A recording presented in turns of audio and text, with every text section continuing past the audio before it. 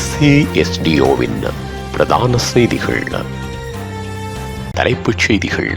செம்மணி அகழ்வில் அதிர்ச்சியை ஏற்படுத்திய எண்புகளின் குவியல் 318 உயர்ந்த மனித எண்புக்கூடுகள். இஷாராவின் சட்டவிரோத பண பரிவர்த்தனை மாஃபியா விசாரணைகளில் புதிய திருப்பம்.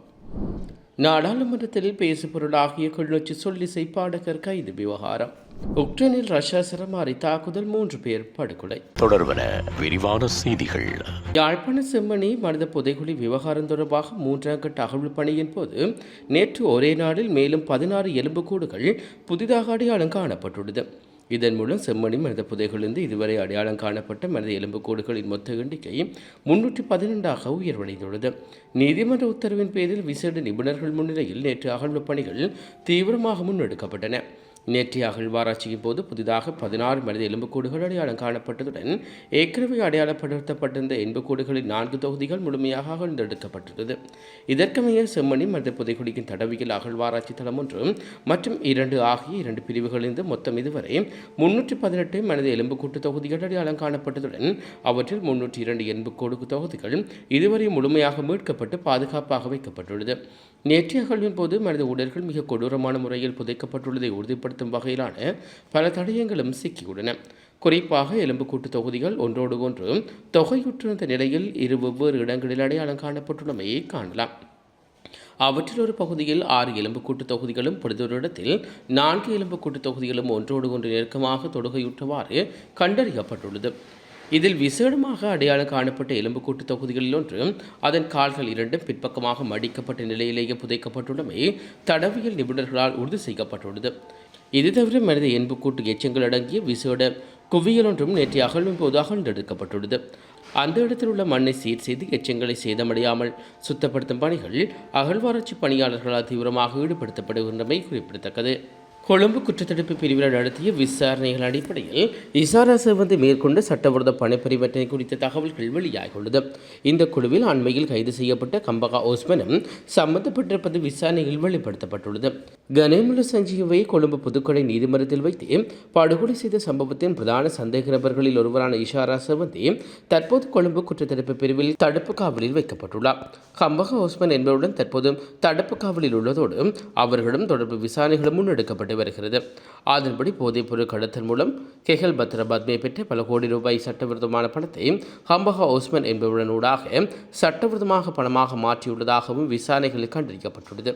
இதற்கு பிரதான முகவராக தடுப்பு காவலில் உள்ள இஷாரா செவந்தி செயற்பட்டுள்ளார். கெஹல் பத்ரபாத்மே தனது பாரிய போதைப் பொருள் கடத்தல் வலையமைப்பின் மூலம் பெற்ற பல கோடி ரூபாய் பணத்தை சில நாட்களுக்கு ஒருமுறை ஒஸ்மனிடம் ஒப்படைக்கும் பணியை இஷாரா செவந்தியை மேற்கொண்டு வந்துள்ளார். இவ்வாறு கிடைக்கும் சட்டவிரோதமான பணத்தை ஒஸ்மன் தனது வியாபாரங்களில் முதலீடு செய்துள்ளார்.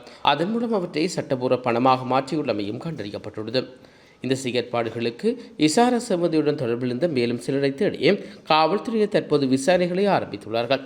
இந்த பண பரிவர்த்தனை மற்றும் மேலும் பல குற்றச்செயல்கள் தொடர்பிலும் கெஹல் பத்ரபாத்மேயிடம் விசாரணைகள் நடத்தப்பட்டு குற்றவியல் தடுப்பு பிரிவினர் திட்டமிட்டுள்ளமை குறிப்பிடத்தக்கது. தமிழீழ விடுதலை புலிகள் அமைப்பை சுட்டிக்காட்டிய பாடல்களை பாடியதாக கூறி கைது செய்யப்பட்ட கிளிநொச்சி இளைஞர் மீது முன்னெடுக்கப்பட்ட நடவடிக்கைகள் குறித்த நாடாளுமன்றத்தில் நாமல் ராயபக்ச கேள்விகள் எழுப்பியுள்ளார். நாடாளுமன்றத்தில் இன்று உரையாற்றிய அவர் தனது கருத்துக்களை முன்வைத்துள்ளார். இது மேலும் குறிப்பிட்டுள்ளதாவது, தற்போது அரசாங்கத்தின் தேர்தல் மேடைகளில் தமிழீழ விடுதலை புலிகள் அமைப்பை சுட்டிக்காட்டிய பாடல்கள் ஒழிக்கப்பட்டதாக பல்வேறு குற்றச்சாட்டுகள் முன்வைக்கப்பட்டன. இந்த பாடல்களை இந்த அரசாங்கம் ஜனாதிபதி மேடைகளிலேயே வைத்துக் கொண்டு வெளிப்படுத்தின.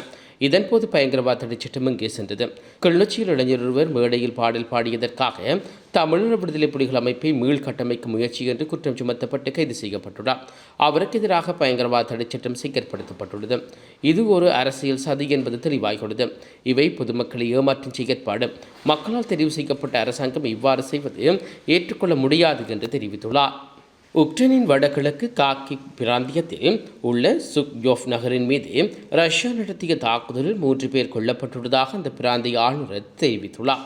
இந்த தாக்குதலை தொடர்ந்து அங்கு ஏற்பட்டுள்ள தீயை அணைக்கும் பணியில் அவசரகால சேவை பிரிவினர் ஈடுபட்டு வருவதாகவும் சர்வதேச ஊடகங்கள் செய்தி வெளியிட்டுள்ளன. இந்த தாக்குதலில் 70 மற்றும் 50 வயதுடைய 2 ஆண்களும் 70 வயதுடைய ஒரு பெண்ணுமே உயிரிழந்துள்ளதாக ஆணையாளர் குறிப்பிட்டுள்ளார். அதேபோல ரஷ்யா எல்லைக்கு அருகில் அமைந்துள்ள கார்கிவ் பிராந்தியத்தின் தலைநகரான கார்கிவ் நகரின் மீது நடத்தப்பட்ட குண்டுவீச்சு தாக்குதலில் 6 பேர் காயமடைந்துள்ளதாக அந்த நகர மேயர் தெரிவித்துள்ளார். இந்த தாக்குதலினால் அங்குள்ள பொது பயன்பாடுகளுக்கான கட்டிடம் ஒன்றும் சேதமடைந்ததுடன் நகரின் பல இடங்களில் தீ பரவியுள்ளதாகவும் கூறப்படுகிறது. மீண்டும் தலைப்புச் செய்திகள். செம்மணி அகழ்வில் அதிர்ச்சியை ஏற்படுத்திய என்புகளின் குவியல் 318 உயர்ந்த மனித எண்புக்கூடுகள். இஷாராவின் சட்டவிரோத பண பரிவர்த்தனை மாஃபியா விசாரணைகளில் புதிய திருப்பம்.